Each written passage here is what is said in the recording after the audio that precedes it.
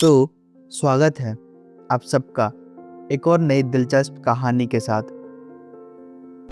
कभी कभी जिंदगी हमें एक ऐसे इंसान से मिला देती है जो हमारे साथ ज़्यादा वक्त तक नहीं रहता, पर फिर भी हमें हमेशा के लिए बदल जाता है। ये कहानी है एक ऐसे लड़के की जो अकेला रहना पसंद करता था, और एक ऐसी लड़की की जो ज़िंदगी को बहुत जीना पसंद करती थी, लेकिन उसके पास समय बहुत कम था। कहानी शुरू होती है जिसमें हमें हारुकी दिखाया जाता है, एक ऐसा लड़का जो लोगों से दूर रहना पसंद करता था, जिसकी दुनिया सिर्फ किताबों तक सीमित थी। ना कोई दोस्त, ना किसी से बात करने की आदत। पर एक दिन हॉस्पिटल में उसे एक डायरी मिलती है और उस पर लिखा होता है लिविंग विद डाइंग। क्यूरियोसिटी में वो उसे पढ़ने लगता है और उस डायरी में लिखा होता है कि उसकी ऑनर साकुरा एक ऐसी बीमारी से जूझ रही है जिसमें उसके पास ज़्यादा वक्त नहीं बचा। और तभी साकुरा खुद उसके सामने आ जाती है। वहीं दूसरी तरफ साकुरा बिल्कुल हारुकी से अपोजिट थी। वो हंसती थी, मुस्कुराती थी और हर छोटी छोटी चीज़ों में खुशी ढूंढ लेती थी।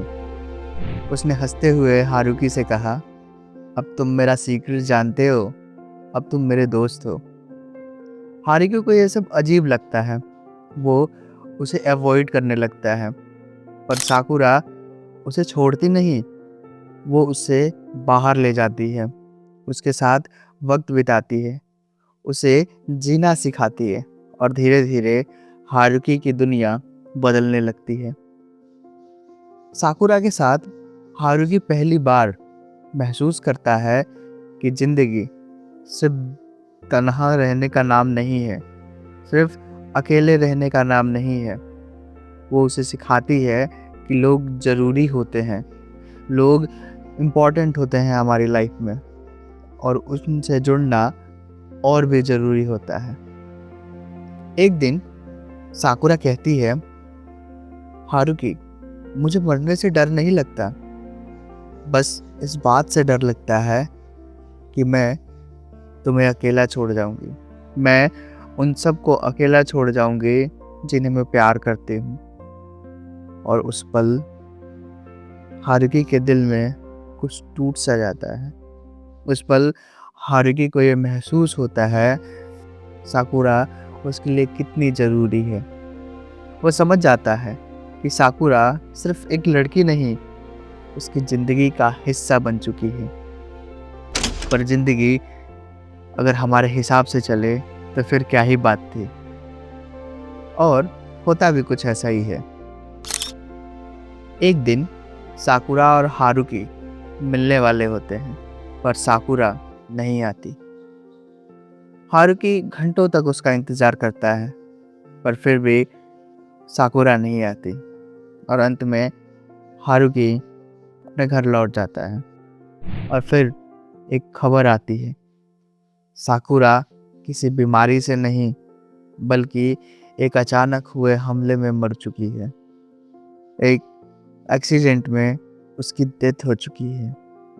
ना कोई लास्ट मैसेज, ना कोई लास्ट हग, सिर्फ एक अधूरी कहानी, एक अधूरा एहसास जो बिना गुड बाय के ऐसे ही खत्म हो गया।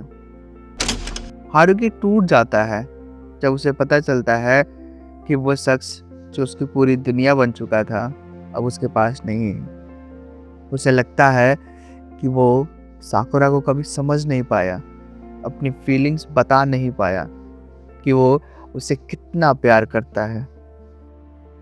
पर फिर भी उसे साकुरा का एक मैसेज मिलता है और उस मैसेज में होता है, हारुकी, तुम मेरी जिंदगी के सबसे खास इंसान थे।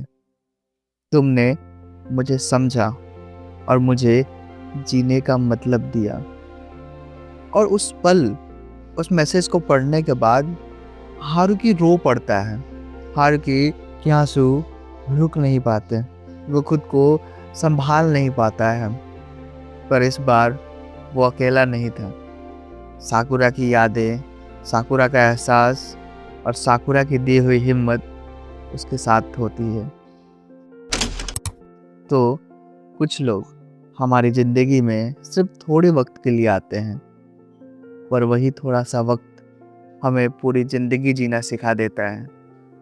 और हारुकी के लिए साकुरा सिर्फ एक याद नहीं थी, वो उसकी ज़िंदगी का खूबसूरत हिस्सा थी। वो उसकी ज़िंदगी थी। तो आज के लिए बस इतना ही। मिलते हैं फिर किसी और अनोखी कहानी के किसी और अनोखे हिस्से के साथ।